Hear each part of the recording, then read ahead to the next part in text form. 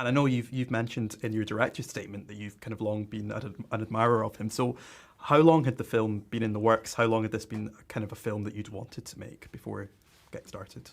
Well, I wanted to.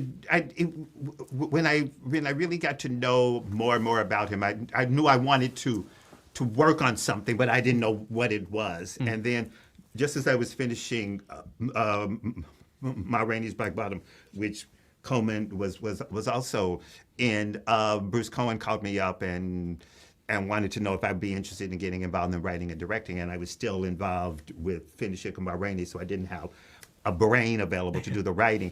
And then, and that was about 4 years ago, I think. And so that's when I began in earnest. And then he engaged Higher Ground, Tonya Davis, who runs the company that the Obamas have with Netflix. And so it all sort of started to bubble up from nowhere, but it has been something that I'd been dreaming about getting involved with for quite some time. And for you, Colman, with playing, someone like this, and especially when it's kind of giving someone their due when maybe they've not always kind of had the kind of recognition that they deserve, does that feel like a pressure, like a privilege, a bit of both? How did you feel about it? It can feel a little like the moment you're offered the role, first there's a little terror because you realize, okay, this monumental thing you've got to do, I think. Yeah. Especially laying out all the things you need to do to craft this in one film. But then you have to just remove yourself from that and divorce yourself from that and just get down to the nuts and bolts of creating a complex character that's flawed and really being guided by a fantastic director and trust the process and just do what I think Bayard Rustin did and his comrades. Do just what was in front of you day by day and build.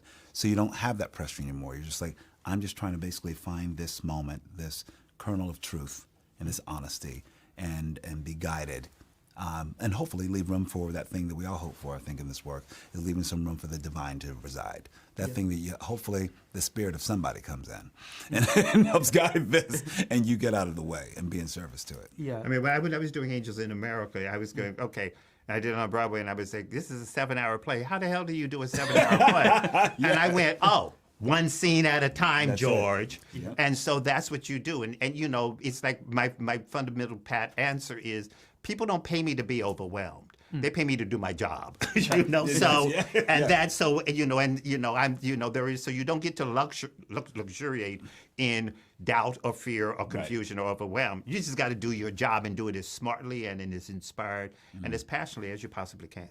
And the research process for this must have been really fascinating as well. I read that you'd kind of spoken to Walter Nagel, is that the name? And kind of other people that had known Bayard during his life. What was that experience like? What were the kind of main takeaways from that? You have a little, I had a small amount of access that you get some personal insight, just certain things. If you want to ask questions like, what do they like to eat? Well, were they a touchy-feely person? You name it. Little things like that help inform the character. But there was a lot of research to do. Now I'll tell you this, not only research about the person, but you have to do research about the times that they're living in, everything around it.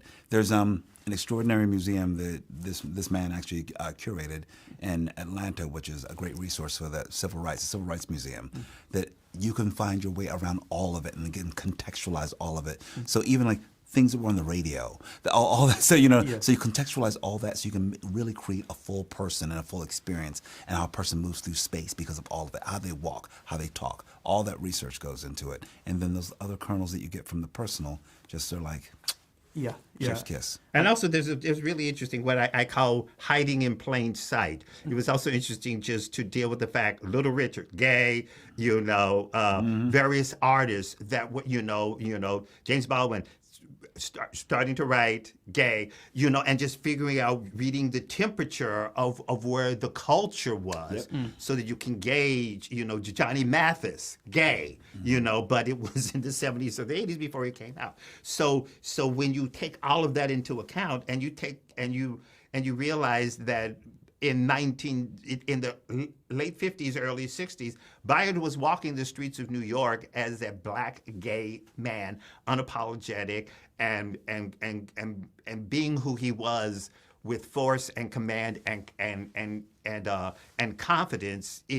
You place him in another way, and you realize how how ferocious he Yes. was, Yeah. and how brave he was, and how fearless he was. So just knowing the world. Yeah. So that, and I think with that, what Colman said is very much so true. He didn't exist in a vacuum. He existed in the world, and he existed in defiance of the world. Yeah, yeah. And is that research especially kind of important when there's a fictionalized bit with Elias, who obviously is a composite character, but does that kind of, because you've got all the research of stuff that did happen, does that make it easier to kind of add the fictionalized element, if that Well, the makes sense? fictionalized element of Elias, I think, for me, on a certain level, was freeing because I was in awe of Ella Baker. I was in awe of A. Philip Randolph. I was in awe of all these people, of Adam Clayton Powell, complicated so though each of them were.